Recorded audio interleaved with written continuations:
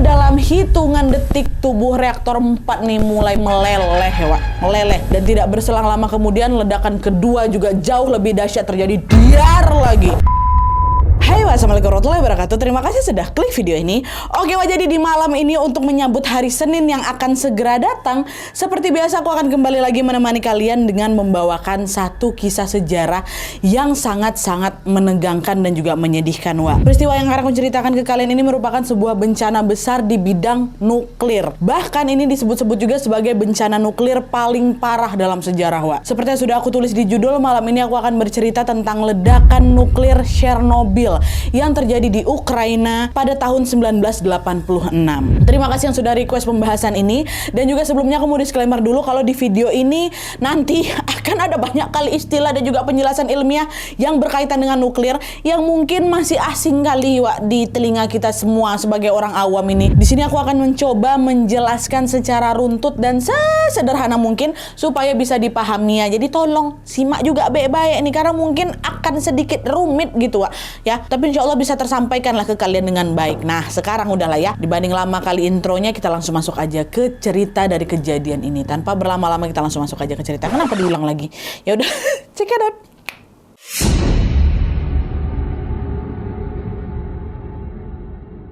Oke Wak, sebelum kita masuk ke kronologi kejadiannya, aku mau jelasin dulu sedikit tentang sejarah awal penggunaan nuklir pada masa itu ya.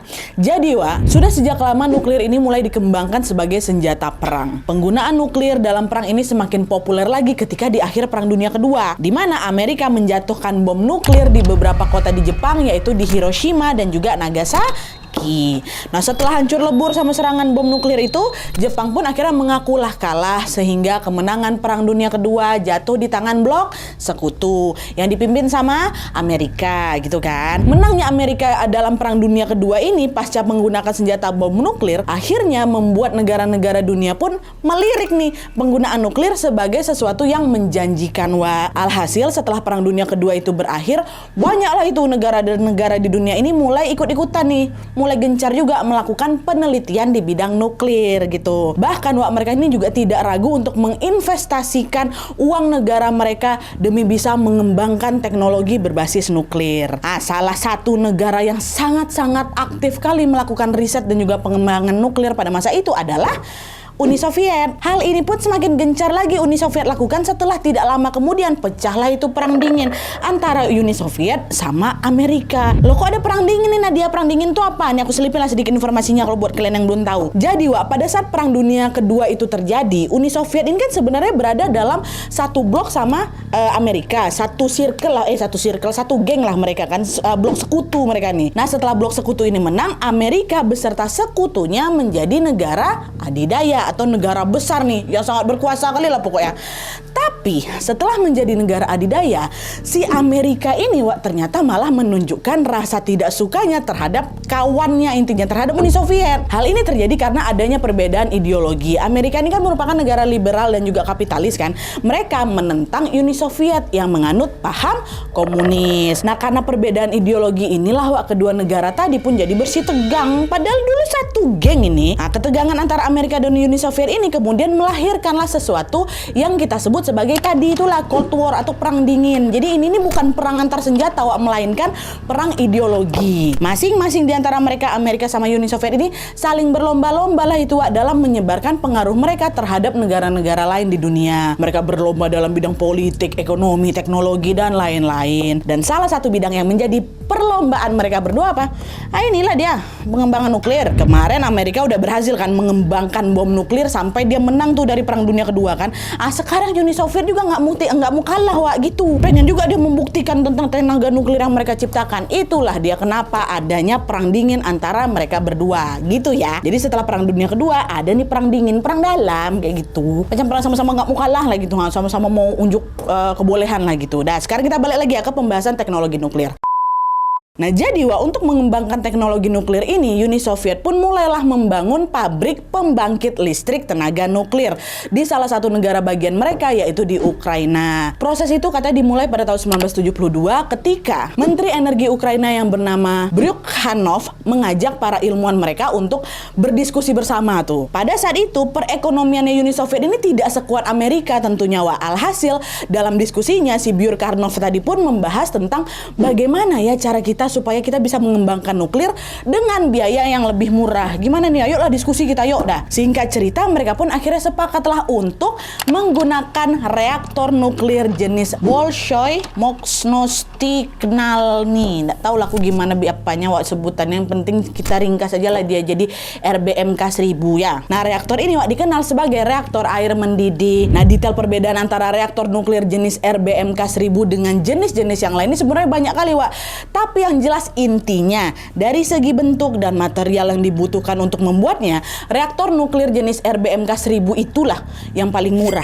Sehingga Uni Soviet pun bisa menekan budget mereka nih. Oke lah, kita pakai RBMK 1000 aja, murah dia ya kan. Dah lah tuh setelah uang dan juga rancangannya siap, akhirnya proses pembangunan pembangkit listrik tenaga nuklir itu pun dimulai. Pembangkit listrik ini Wak dinamai dengan Vladimir Lenin Nuclear Power Plant atau yang kemudian lebih dikenal dengan nama pembangkit listrik Chernobyl ya. Nah pada masa itu Wak, pembangkit listrik Chernobyl ini dianggap sebagai salah satu pembangkit listrik yang paling canggih kali punya Uni Soviet Wak. Di dalamnya terdapat 4 reaktor nuklir berjenis RBMK 1000 tadi. Reaktor 1 sama reaktor 2-nya mulai dioperasikan tahun 1977, reaktor 3-nya mulai dioperasikan tahun 1981, dan reaktor 4-nya dioperasikan tahun 1983. Nah keempat reaktor tadi masing-masing mampu menghasilkan listrik sebesar 1000 megawatt. Besar kali kan? Dengan begitu maka adanya pembangkit listrik Chernobyl ini dianggap mampu mensuplai 10% kebutuhan listrik di seluruh Ukraina ya. Nah sampai sini Wak, pemerintah Uni Soviet khususnya Ukraina semakin gencar lagi nih mengiklankan kepada masyarakat bahwa mereka ini sudah berhasil menciptakan pabrik pembangkit listrik energi nuklir yang sangat-sangat menguntungkan gitu. Jadi macam mau pamer lah mereka, macam mau show off lah gitu kan. Oh ya kami tuh udah bisa loh menciptakan teknologi yang sangat maju gitu. Nah tapi sayangnya Wak, kejayaan mereka ini ternyata tidak bertahan lama karena sebentar lagi akan ada sebuah bencana besar yang berasal dari salah satu reaktor mereka. Dari 4 reaktornya salah satu ini ada bencana ini. Ada bencananya, kena bencana nih. Bencana apa itu kita masuk. Sak napas aku.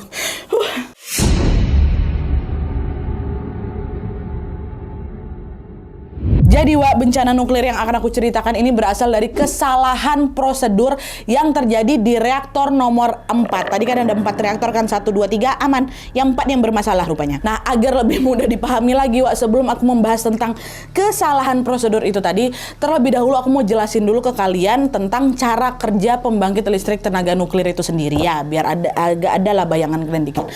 Jadi kalau kalian ingat dulu di salah satu materi pelajaran IPA kita dulu tuh akan disebutkan bahwa hukum kekekalan energi adalah energi tidak bisa diciptakan atau dimusnahkan, tapi energi bisa diubah bentuknya. Betul? Nah dalam menghasilkan energi listrik juga sama Wak. Jadi listrik ini nggak serta-merta diciptakan gitu aja, melainkan berasal dari energi gerak atau kinetik yang diubah jadi energi listrik. Energi gerak ini berasal dari turbin yang berputar. Contohnya dalam pembangkit listrik tenaga air, turbin digerakkan dengan menggunakan kucuran air, iya kan? Dalam pembangkit listrik tenaga angin, turbin digerakkan dengan menggunakan turbin angin. Dan dalam pembangkit listrik tenaga uap, turbin digerakkan dengan menggunakan tekanan dari uap panas. Begitu pula Wak dalam pembangkit listrik tenaga nuklir, turbin ini juga digerakkan oleh uap panas ya. Nah uap panas ini dihasilkan dengan cara apa? Memanaskan air. Nah disinilah Wak letak perbedaannya. Jadi dalam pembangkit listrik tenaga uap, yang bertugas, ingat, yang bertugas untuk memanaskan air adalah batu bara. Sedangkan dalam pembangkit listrik tenaga nuklir, yang bertugas memanaskan air adalah reaksi nuklir yang terjadi di dalam reaktor. Jadi reaktor ini definisinya adalah tempat terjadinya reaksi, Wak, gitu. Makanya kasih nama reaktor. Dan selain itu, ini penting juga nih, tolong dicatat, tolong diingat, tolong diresapi. Dalam pembangkit listrik tenaga nuklir, air itu tidak hanya dipanaskan untuk menghasilkan uap saja, Wak, tapi air ini juga, ingat, air itu juga memiliki fungsi lain, yaitu untuk mendinginkan reaktor. Agar tidak terjadi lonjakan panas di dalam reaktor itu, maka secara bersamaan reaktor ini juga harus selalu dialiri sama air. Kalau nggak kepanasan, proses ini nggak boleh berhenti, Wak, ya, tidak boleh berhenti. Bahkan ketika reaktornya ini lagi mati, ya tetap harus dialiri air. Makanya itulah setiap pembangkit listrik tenaga nuklir membutuhkan pasokan air yang berlimpah ruah. Nah, di pembangkit listrik Chernobyl ini mereka mendapatkan pasokan air dari mana, Nadia? Dari cadangan air buatan yang disebut dengan cooling pond. Dan selain itu mereka juga mendapatkan cadangan air dari sungai Dnieper yang berada tidak jauh dari sana memang. Ya, sampai sini paham kalian kan, Wah? Paham nggak? Jadi nasi horor aja yang kalian paham, ini juga harus paham juga. Ngerti kalian sampai sini kan? Memang agak berat pembahasan kita malam ini, tapi tolonglah mengerti, tolong belajar sama-sama kita ya. Ngerti kan? Nah, aku tutup dulu sampai sini. Kita lanjut lagi next step ya. Dari yang sudah kita kunci tadi, sekarang kita sama-sama tahu ya kalau proses pendinginan reaktor oleh air ini tidak boleh berhenti. Makanya Wak, ketika reaktor ini mati, ya tetap harus dialiri air juga. Pertanyaannya adalah, kalau tiba-tiba lampu mati, macam mana Nadia? Listrik tiba-tiba mati, macam mana? Mengalirkan air dari sungai ke reaktor tentu ya butuh listrik kan, Wak. Nah, itulah dia. Macam mana kalau lampu ini mati, ya kan? Untuk mengatasi hal itu, Wak, mereka semua ini sudah menyediakan generator diesel yang berisi cadangan listrik. Jadi kalau misalnya listrik utama tuh mati atau lagi mati lampu nih kan, mereka akan memakai listrik dari diesel ini untuk menyalakan pompa air. Ibaratnya gensetnya lah itu. Ada juga gensetnya. Tapi itu juga nggak sesimpel yang kita bayangkan. Nanti lampu mati tinggal nyalain genset biar air itu tetap bisa mengalir ya kan? Nggak juga, nggak semudah itu. Para ahli yang bekerja di sana bilang untuk menyalakan generator diesel tadi atau si genset tadi yang berisi cadangan listrik tadi itu dibutuhkan setidaknya waktu 1 sampai 2 menit sampai diesel ini benar-benar berfungsi. Akan bentar tuh 1 sampai 2 menit. Nggak segampang itu, Kalau membutuhkan waktu sampai 1-2 menit, itu berarti dalam jeda waktu 1-2 menit itu ya tentu yang nggak ada air mengalir yang mendinginkan reaktor kan. 1-2 menit nggak ada. Tapi tadi kalian ingat kan, reaktor ini harus selalu didinginkan walaupun reaktornya dalam keadaan mati. Nggak boleh kalian tahan 1-2 menit, itu nggak boleh dong. Ya kita merasa kalau 1-2 menit itu bentar memang, Wak. Tapi dalam hal ini lonjakan panas di dalam reaktor bisa terjadi dengan sangat cepat, hitungan detik, 1-2 detik nggak ada bisa dar gitu, macam mana? Dengan begitu tentu jeda waktu 1-2 menit itu dianggap terlalu lama. Nanti reaktor tuh keburu panas, meledak nanti. Iya ya gimana ya, kelamaan ini, kata mereka dengan orang-orang pintar tuh lah. Pada saat itu para ahli ini pun segera langsung berusaha untuk mencari solusi dari masalah ini, Wak. Mereka mencoba mencari tahu gimana ya caranya dalam jeda waktu 1-2 menit itu pompa air ini tetap bisa menyala dan mensuplai air supaya tetap mendinginkan reaktor nih. Akhirnya setelah beberapa kali riset, mereka pun sepakat nih kalau solusinya adalah menyediakan cadangan listrik yang lain, Tapi di sini mereka juga bingung, cadangan listrik ini dapat dari mana? Dengan bantuan generator diesel lagi kah atau kayak gimana nih? Nah, terus untuk menjawab pertanyaan tadi, Wak, beberapa tim ahli pun berpendapat kurang lebih kayak ginilah. Ketika listrik mati dan juga semua mesin juga mati, uap panas yang ada di dalam reaktor nuklir pasti nggak langsung habis gitu aja ya kan? Pasti nggak langsung habis. Uap panas yang tersisa itu sepertinya masih cukup nih untuk menggerakkan turbin dan juga menghasilkan listrik selama 1-2 menit. Jadi sepertinya memungkinkan kok kalau cadangan listrik untuk memenuhi kebutuhan 1-2 menit tadi diambil dari reaktor nuklir itu sendiri, kata mereka. Diambil dari reaktor nuklir itu sendiri, 1-2 menit jeda atau sampai nunggu genset itu nyala. Dan akhirnya setelah mendapatkan teori tadi, para ahli pun berusaha lah ini untuk menguji cobanya, itu dipraktekkan kan. Ini beneran bisa nggak nih reaktor nuklir ini berhasil menghasilkan listrik selama 1-2 menit ketika mesin mati? Nah, cobalah ini sama mereka kan. Tercatat para ahli telah berkali-kali mencoba menguji teori tadi ke reaktor nomor 4 ini, Wak. Bahkan uji coba ini juga sudah dilakukan 1-2 kali 4 tahun mereka coba. Hasilnya gimana, Nadia? belum memuaskan, Wak. Ini belum bisa nih, macam mana ya? Mereka cari lagi, Wak. Terus mencari agar teori tadi berhasil. Sehingga uji coba pun masih terus dilakukan walaupun memang sebelumnya mereka sudah gagal berkali-kali. Mereka coba terus. Nah, salah satu hari yang dijadwalkan untuk melakukan uji coba tadi adalah pada tanggal 26 April 1986. Dan kalian tahu, itulah hari, Wak, hari di mana bencana nuklir ini terjadi. Tanggal itulah, waktu lagi uji cobaannya.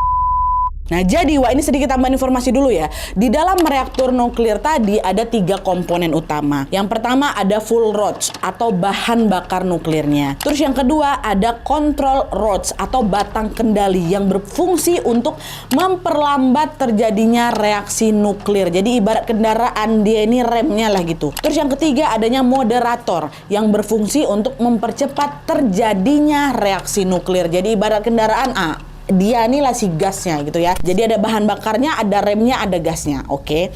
Nah, untuk melakukan uji coba pada dini hari tanggal 26 April 86 itu, para pekerja pun membutuhkan sebanyak 700 megawatt listrik. Padahal saat itu listrik yang dihasilkan oleh reaktor 4 yang bermasalah ini mencapai angka 1.600 megawatt, Wak.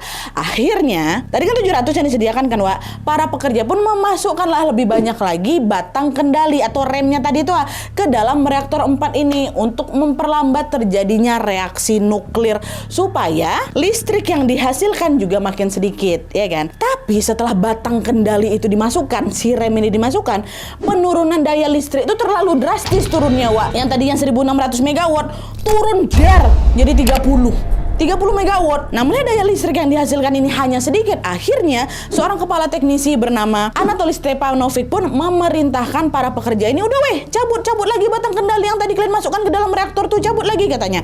Dan FYI, Wak, normalnya di dalam satu reaktor itu ada sekitar 211 batang kendali, Wak. Jumlahnya ini memang bisa ditambah atau dikurangi lagi tergantung situasi dan kondisi. Kalau memang kau mau menambahkan daya listrik yang memang dihasilkan dari si reaktor, berarti apa? Batang kendalinya harus dikurangi. Jadi kalau misalnya mau mengurangi daya listrik yang dihasilkan sama reaktor tadi, berarti batang kendalinya itu harus ditambah. Kayak gitulah ya. Ngerti? Ngebul otak kalian yang ngerti lah, tolong. Capek aku riset ini dah. Ngerti ya sampai situ ya. Lanjut lagi nih ya. Nah, sampai mana tadi? Udah dikurangin kan? Dan dicabutlah itu batang kendali sama para pekerja di sana kan. Lalu pada jam 1 malam, listrik yang dihasilkan oleh reaktor tadi semakin bertambah nih. Tadi kan berapa? 30. Dicabut jadi naik set jadi 200 megawatt. Dah. Tapi meskipun sudah menunjukkan kenaikan, Wak, pada saat itu para pekerjanya ya masih merasa kalau kenaikannya masih terlalu lambat lah ini, Bos. Nah, di situ Anatoly tadi tuh bilang lagi, ya udahlah, cabut lebih banyak lagi batang kendali dari reaktor tuh. Coba batang kendalinya kalian kurangi lagi, kata dia. Nah, para pekerja nurut lagi lah itu kan, dan mereka pun terus mencabut batang kendali itu, cabut. Mereka melakukannya berkali-kali sampai akhirnya batang kendali yang tersisa di dalam reaktor itu tinggal 8 biji, Wak. Tinggal 8 biji. Dan ternyata hal itu sangat-sangat fatal, sudah menyalahi aturan, Wak, karena dalam buku panduannya tercatat bahwa bagaimanapun situasinya, batang kendali yang ada di dalam reaktor itu tidak boleh kurang dari 15 biji. Itu udah 8 sisanya, ya kan? Nggak boleh apapun keadaannya minimal 15 biji. Karena banyaknya batang dicabut tinggal 8 tadi kan, otomatis reaksi nuklir yang terjadi di dalam reaktor itu langsung mengalami lonjakan pesat lah, Wak. Hal yang terjadi apa? Kondisi reaktor tadi jadi sangat panas sampai air setitik pun langsung berubah jadi uap, Wak, saking panasnya tuh kalian. Bahkan ya air yang harusnya berfungsi sebagai pendingin tadi ikutan berubah jadi uap. Satu tetes saja jadi uap, apalagi sebanyak itu air mengalir. Kebayang nggak kalian, Wak, seberapa besar kuatan tekanan uap panas dalam reaktor itu? Itulah. Dan di momen itu para pekerja pun melihat tutup penahan reaktor tuh udah mulai bergetar karena terus didorong sama uap panas dari dalam, Di sini mereka pun sadar bahwa mereka harus cepat melakukan penghentian darurat. Jam 1:23 pagi dengan panik mereka pun langsung segera menekan tombol berhenti darurat. Dengan menekan tombol berhenti darurat seharusnya batang kendali tadi kan akan secara otomatis bergerak turun dan masuk ke dalam reaktor kan, Wak, sehingga bisa memperlambat lalu reaksi macam direm gitu lah, rem otomatis kan. Tapi pada malam itu akhirnya ketahuan kalau ternyata reaktor 4 ini desainnya ada yang keliru. Ada yang keliru di mana masing-masing ujung dari batang kendali itu ternyata dilapisi oleh material yang justru dapat mempercepat terjadinya reaksi nuklir. Jadi pada saat batang kendali tadi dimasukkan ke dalam reaktor, reaksi nuklir yang sudah sangat besar ini akhirnya jadi makin besar lagi lah, orang ada error di situ kok. Dan tepat di situ Wak, sebuah ledakan dahsyat yang tidak pernah mereka bayangkan sebelumnya pun akhirnya terjadi. Hanya dalam hitungan detik tubuh reaktor 4 nih mulai meleleh, Wak, meleleh. Dan tidak berselang lama kemudian ledakan kedua juga jauh lebih dahsyat terjadi. Diar lagi. Material yang menutup bangunan pabrik itu semacam atapnya yang ternyata beratnya 1.000 ton yang sampai kelempar keluar kok. Dan dari sanalah bisa kalian tahu kan kalau bahan radioaktif pun tersebar lah ke atmosfer, dan di saat yang sama juga reaktor itu mulai terbakar, sebar reaksi nuklirnya. Kebakaran itu tentunya membuat alarm berbunyi, lalu beberapa unit pemadam kebakaran juga dengan cepat nih langsung sampailah itu ke lokasi.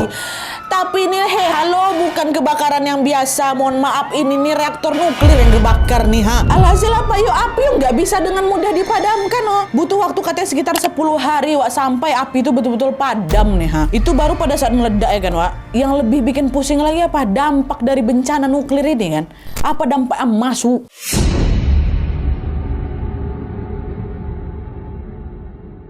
Nah jadi Wak, sesaat setelah terjadinya ledakan ini sebanyak 31 orang langsung meninggal di tempat katanya. Dan selain itu kurang lebih dari seminggu kemudian para petugas pemadam kebakaran yang mencoba memadamkan api di sana pun juga hampir semuanya meninggal. Karena apa? Efek radiasi. Nah karena zona itu sangat bahaya oleh radiasi, Wak, alhasil orang-orang yang berada di sana atau tinggal di dekat sana, di dekat lokasi itu harus segera diamankan. Akhirnya tanggal 27 April 1986 atau sekitar 36 jam setelah terjadinya ledakan itu, pemerintah pun menyampaikan pengumuman melalui radio yang berisi bahwa seluruh masyarakat di kota sekitar Chernobyl harus segera bersiap mengungsi. Lalu besok harinya tanggal 28, penduduk yang berada dalam radius 30 km pun sudah mulai dievakuasi. Dan akibat dari kejadian ini, Wak, sekitar 350.000 orang terpaksa mengungsi. Dan saat itu mereka nggak tahu loh mereka ini harus pergi kemana dan berapa lama. Mereka cuma dikasih tahu kalau kemungkinan ya 3 hari lah kalian ngungsi, habis itu kalian udah bisa kok balik ke rumah masing-masing, kata mereka kan. Padahal kalian tahu apa, Wak? Sampai hari ini setelah 37 tahun berlalu nih, kawasan itu Chernobyl tuh masih dianggap tidak aman untuk dihuni. Mana ada 3 tahun? 3 hari, 37 tahun. Nah sampai sekarang ya belum aman. Jadi kota mati sekarang, Wak. Bahkan para peneliti bilang kalau kawasan Chernobyl ini kemungkinan tidak bisa ditinggali oleh manusia selama 20.000 tahun ke depan. Nggak bisa aduh. Situasi ini jelas jauh kali berbeda dengan kota Hiroshima Nagasaki kan, Wak. Meskipun memang dua kota itu hancur berantakan dihantam sama bom atom, tapi sekarang kedua kota itu bisa dihuni balik bisa. Nah, terus kenapa nih Chernobyl belum bisa dihuni lagi nih Nadia? Yo karena radiasi di sana tuh masih terlalu tinggi, Wak. Bahkan efek radiasi dari ledakan dalam bencana Chernobyl itu disebut-sebut memiliki kekuatan 160 kali lebih besar daripada bom Hiroshima Nagasaki. Nah, dengan ledakan sebesar itu tentu ya wilayah yang terkena radiasi ini nggak hanya di Ukraina aja kan, Wak. Angin juga membawanya sampai ke negara-negara tetangga, Rusia kena, Swiss, Yunani, Italia, Prancis, Inggris dan lain-lain kena. Nah, dengan jangkauan radiasi yang sangat luas ini ya semakin banyak pula lah tentunya korbannya. Masing-masing korban ini merasakan efek radiasi yang berbeda-beda, Wak. Orang-orang yang terkena radiasi berat, katanya ya, orang-orang yang terkena radiasi berat akan meninggal dunia dalam hitungan minggu atau bulan. Nanti orang-orang yang terkena radiasi sedikit tetap akan meninggal juga, Wak, tapi dalam hitungan tahun katanya. Dan orang-orang yang terkena radiasi yang lebih sedikit lagi tetap akan terkena penyakit kanker dalam kurun waktu 10 tahun kemudian. Jadi dampak ke mereka tuh nanti dampak jangka panjang. Dan pada tahun 1995, Wak, pemerintah Ukraina mengatakan bahwa jumlah korban yang meninggal dunia dalam bencana ini diakibatkan radiasi ini mencapai 125.000 orang. Dan selain itu juga secara keseluruhannya WHO memperkirakan ada sekitar 6,6 juta orang yang terpapar radiasi. Dengan banyaknya jumlah korban ini tentu tidak heran kalau ledakan nuklir Chernobyl dianggap sebagai bencana nuklir paling parah dalam sejarah manusia. Ya.